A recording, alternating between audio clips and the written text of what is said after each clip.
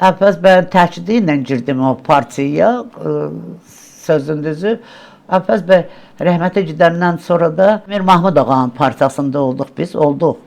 Sonra bizi 22 nəfər Əbülfəz bəyin adamların hamısını çıxartdılar da hardan qurultayda qəşəng səsinlə, özləri işləmiş səsinlə bizi kənarda qoydular. Onun üçün biz hamımız... Səbəb nə idi? Bəlkə real təhlükə var idi. Azərbaycan Xalq Cəbhəsi partiyasının rəhbərliyi qismində o 22 nəfərin içində istedadlı adamlar vardı. Onlar ola bilərdilər. Mir Mahmud ağa çox ləyaqətli insandır. Çox da hörmətim var ona. Bizim hamımız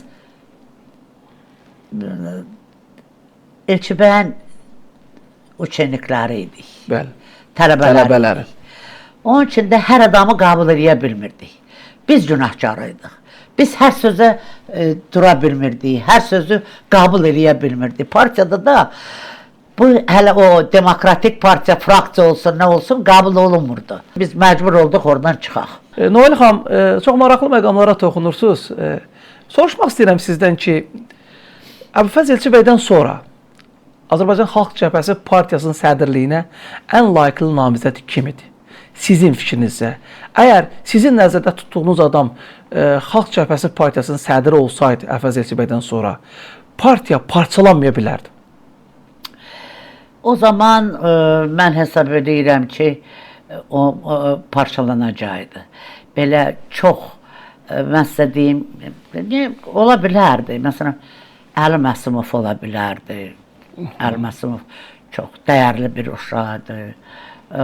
Bizdə çox... Mir Mahmud Mirəlioğlu ola bilərdi. Biraz öncə dediniz ki, o istedadlıdır və ləyaqətli adamdır. Ləyaqətli adamıydı. Bizim, bilirsiniz, biz biraz ərköyün uşaqlarıydıq. Əbülfəz bəyin ərköyün uşaqları. Biz hər şeyi qəbul edə bilmirdik. Onun üçün onların partiyanı yarmağı bizə çox pis təsir elədi. Partiya bölünməməli idi. Partiya qalmalıydı.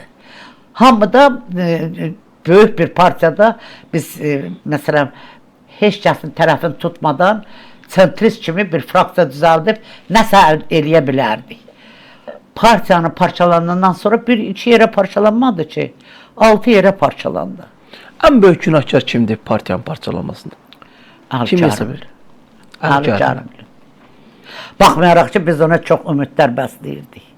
O zaman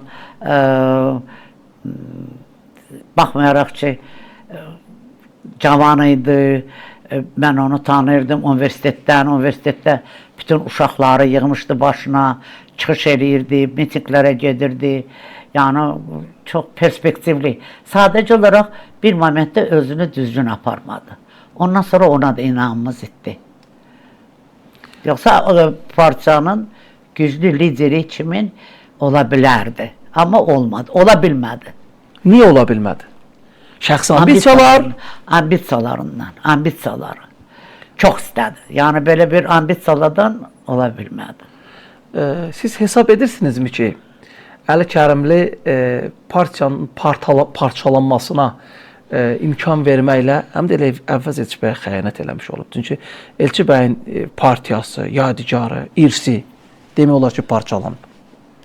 Əli Kərimli elədi hamısını, qurban olsun. Hamısını... Bu situasiyanı siz Əbülfəz Elçi bəyə xəyanət kimi qiymətləndirirsizmi? Sözsüz ki, xəyanət idi. Sözsüz xəyanət idi, çünki o partiyanı parçalamaq mümkün deyildi. O qədər dəyərli insanlar orada var idi. Mən sənə deyim, indi bu saatda, məsələn, Əli Kərimlinin partiyasında çox hörmət elədiyim, çox yaxşı insanlar vardı. Orada da var uşaqlar. Amma parçaladı.